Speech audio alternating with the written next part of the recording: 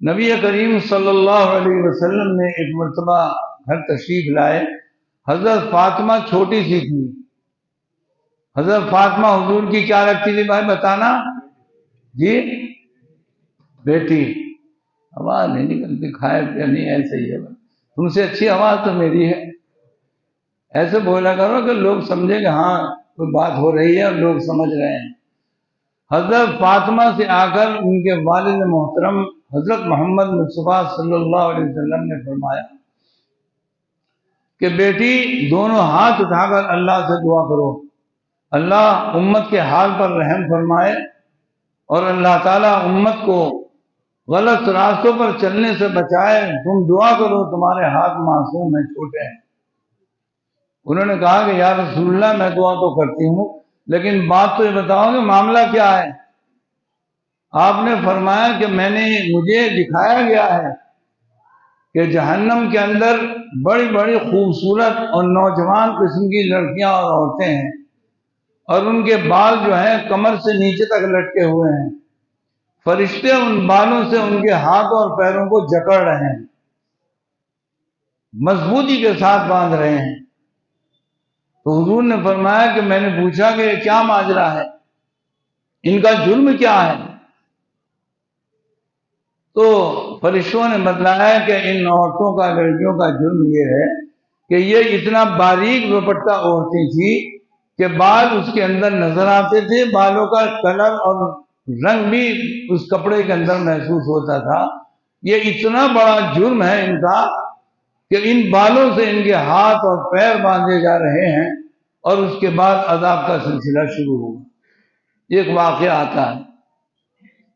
اس واقعے کو سامنے رکھ کر آپ یہ سوچیں کہ آج وہ دور ہے، آج وہ زمانہ ہے کہ ایک نوجوان لڑکی 18-19 سال کی اپنے گھر والوں سے 3,000-4,000 روپے لے کر بیوٹی پارلر جاتی ہے اور وہاں فیشل کراتی ہے، بالوں کو سیدھا کراتی ہے، اس پر مسالے لگواتی ہے، آنکھ پر، ناک پر، کان پر، ماتھے پر، تھوڑی پر، پلکوں پر فیشل کراتی ہے، کیمیکل لگواتی ہے.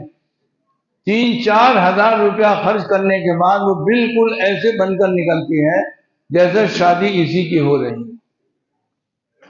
پھر وہ آتی ہے، بارات گھر میں جاتی ہے سب کے ساتھ، اور 15-20 لڑکیوں کے ساتھ وہ بھی لائن میں کھڑے ہو کر کے پھولوں کی بارش برساتی ہے. کن پر؟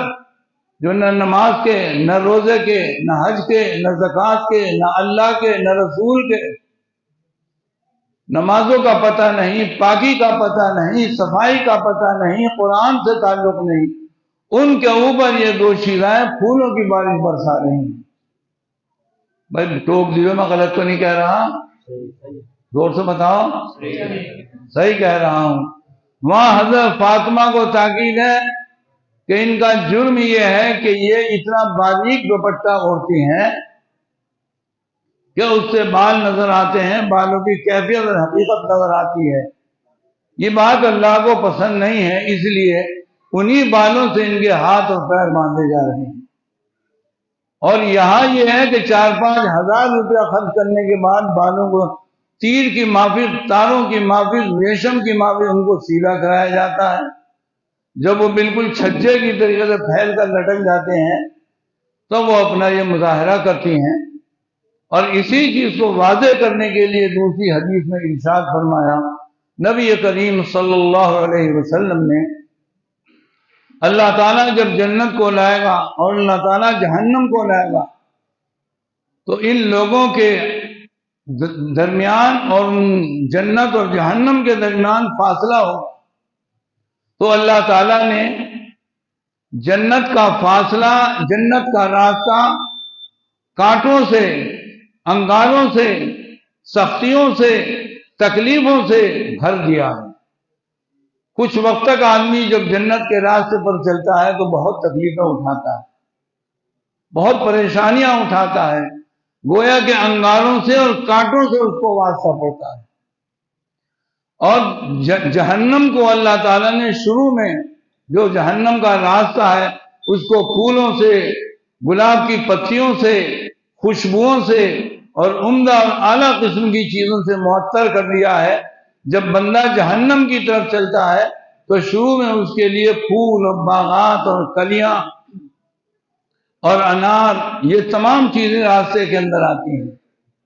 حضور پاک صلی اللہ علیہ وسلم نے ارشاد فرمایا، جب تھوڑا راستہ یہ طے ہو جاتا ہے تو جنتیوں کے راستے سے کانٹے اور انگارے ہٹ جاتے ہیں اور پھولوں کا راستہ شروع ہو جاتا ہے اور جنت کے دروازے نظر آنے شروع ہو جاتے ہیں۔ اور جہنمی جن کے سامنے اس دنیا کے اندر عیش اور عشرت کے سامان ہیں، پھول ہیں، پتیاں ہیں، خوشبوئیں ہیں، ساری چیزیں آرام اور راحت کی بھری ہوئی ہیں، تو ان کا راستہ کچھ دور چلنے کے بعد ختم ہو جاتا ہے اور پھر کانٹے اور انگاروں کا راستہ شروع ہو جاتا ہے، یہاں تک کہ جہنم کے دروازے نظر آنے شروع ہو جاتے ہیں۔ اور یہ کیوں فرمایا؟ یہ یوں فرمایا کہ مومن، ایک مسلمان اس دنیا کے اندر اگر جنت کا طالب ہے، کتنی تکلیفیں اس کو ہوتی ہیں۔ بتائیے، سردی کا زمانہ ہے، بستر میں سے نکلنا نہیں جاتا، ٹھنڈی ہے اور ٹھنڈ پڑ رہی ہے، کوہرے کی بارش ہو رہی ہے۔